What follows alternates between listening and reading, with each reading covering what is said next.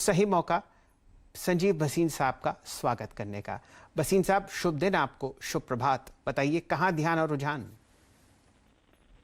ध्यान तो एक ही तरफ है, तेजी का, और वो दिख ही रहा है आपको। ऑटोज इतने दिन से जो लैग कर रहे थे, अब वो एकदम स्पर्ट आया और auto sales are going to be across the board in July. तो आपको एक अपडेट दे दूं, 80-81 पे आपको इक्विटास 150 का टारगेट दिया था जब सब लोग सोच रहे थे क्या है। आज सर्किट पे है 138.20। In the last month it is up 33%। तो 150 का टारगेट भी अब 175 जाएगा। दूसरा आपको मारुति 7400, 7380, 7420, 76, 7650 का टारगेट था, 7611 हो गया। Short term trader can book profit. परसों आपको फेडरल बैंक 85, 85.5, 90 का टारगेट, 89 का टारगेट हो गया, वहां प्रॉफिट बुक कीजिए। अब दो बाइस हैं, आप कहे तो मैं शुरू करूं? जी जरूर। तो पहला होगा Archita, hero MotoCorp. Unquestionably in two wheelers you'll see the best spurt in July. Hero Moto futures are at 28.80, 85. Keep a stop loss of 28.45. Look for target of 2950.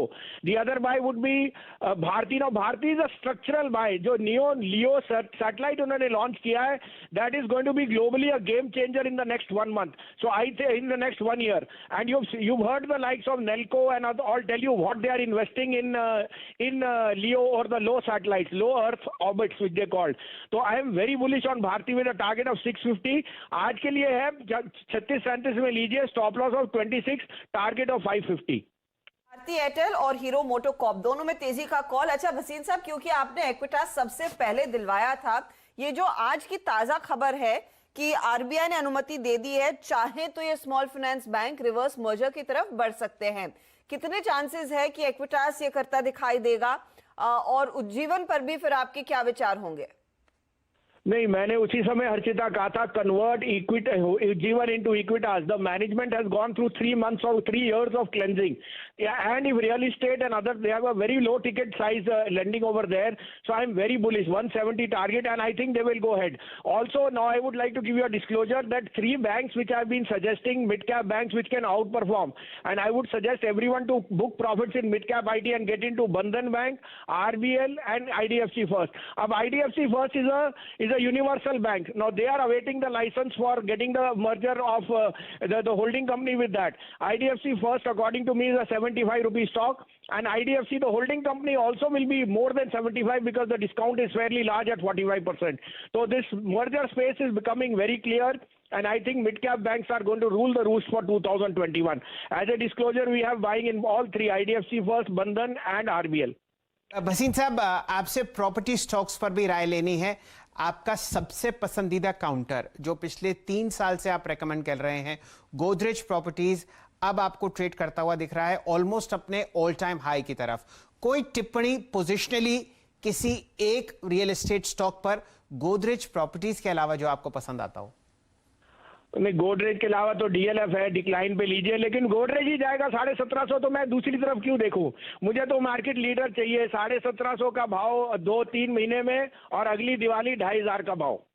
जी जी भसीन साहब, किसी तरीके से आप इस कॉन्फिडेंस को जो आपके अंदर है ना, जरा बॉटल कर दीजिए, और इसको भी जिस हिसाब से आप स्टॉक्स रेकमेंड करते हैं, कॉन्फिडेंस सबको पिलाइए। बताइए, 1750 का लक्ष्य आप अगली दिवाली तक दे रहे हैं, फिलहाल 1550 पर चहकता हुआ गोदरेज प्रॉपर्टीज।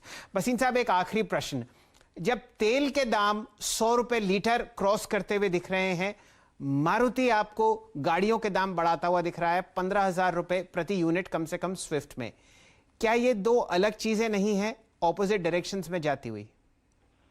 अरे शैलेंद्र जी, पहली बात तो ये लिखिए, मैंने गोदरेज प्रॉपर्टी अगले 2 महीने में कहा है 1750, अगली दिवाली 2500 का भाव। और दूसरी बात, सारी दुनिया कह रही है तेल बढ़ना है और मार्केट में कोलैप्स कब आएगा, कब आएगा, कब आएगा। मैं भी उसी चिंता में हूं, लेकिन वो चिंता तो बनी रहेगी। शेयर बाजार पहले सबको अंदर लेगा, 16,200, 16,300, फिर देखेंगे जब मंदी आएगी। ऑयल इज अ कॉर्नरी टू ग्रोथ। जैसे ग्रोथ आएगी तो रिलायंस के जो मार्जिन है पेटकेम और जो उसके अदर डेरिवेटिव्स हैं, they will come with the best quarter. Oil rising is very very positive for Reliance and ONGC, and 3 times more for Reliance because their other products are going to do. So don't just weigh Reliance on Jio.